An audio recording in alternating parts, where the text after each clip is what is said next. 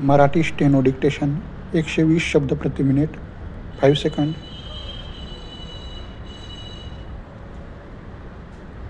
Start.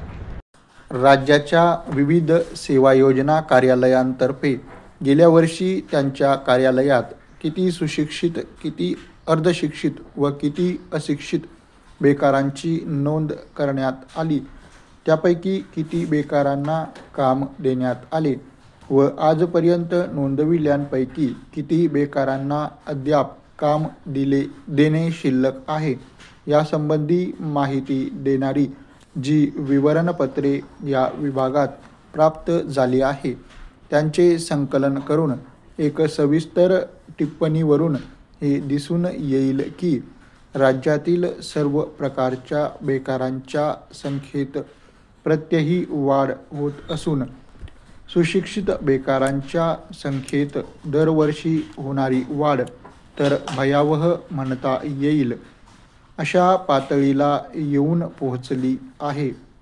या नोंदणीकृत बेकारांशिवाय व नोंदले गेलेले बेकारही या राज्यात मोठ्या संख्येने असून बेकारी निवारणाचा प्रश्न या राज्याने युद्ध पातळीवर हाती घेण्याची तातडीने गरज निर्माण झाली आहे, असे या विभागाला वाटते.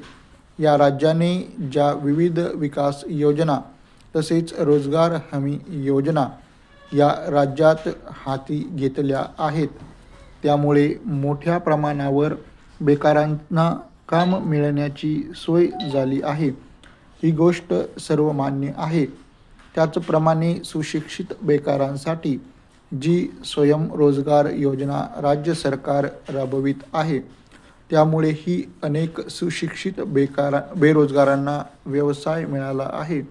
परंतु राज्यात प्रतिवर्षी बेकारांच्या संख्येत पडणारी भरच एवढी प्रचंड आहे की सर्वांसाठी काम किंवा नोकऱ्या उपलब्ध करून देणे शक्य होणार नाही.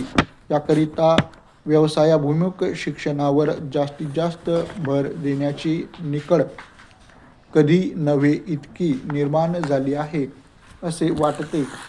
10वी पास झालेला विद्यार्थी महाविद्यालयात प्रवेश घेण्याऐवजी जर व्यावसायिक शिक्षण देणाऱ्या तंत्रनिकेतनाकडे वळला तर त्यातून पदविका प्राप्त केल्यावर तो आपल्या गावी जाऊन त्याने घेतलेल्या तांत्रिक शिक्षणावर आधारित उद्योगधंदा निश्चित उभा करू शकेल, असे वाटते.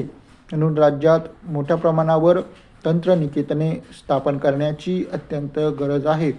तंत्रनिकेतनात प्रवेश मिळवू इच्छिणाऱ्या अनेक तालुक्यांच्या ठिकाणी एक तंत्रनिकेतन सुरू करण्याची योजना तंत्रशिक्षण विभागाने हाती घ्यावी, असे वाटते. दरवर्षी महाविद्यालयातून पदवी प्राप्त करून बाहेर पडणारे हजारो तरुण नोकरीसाठी वणवण करीत फिरतात.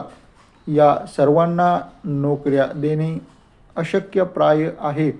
तरुणांनी तंत्रशिक्षण घेऊन आपापल्या गावात व्यवसाय सुरू करण्याचे ठरविल्यास बँकेतर्फे त्यांना मोठ्या प्रमाणावर आर्थिक सहाय्य दिले जाते.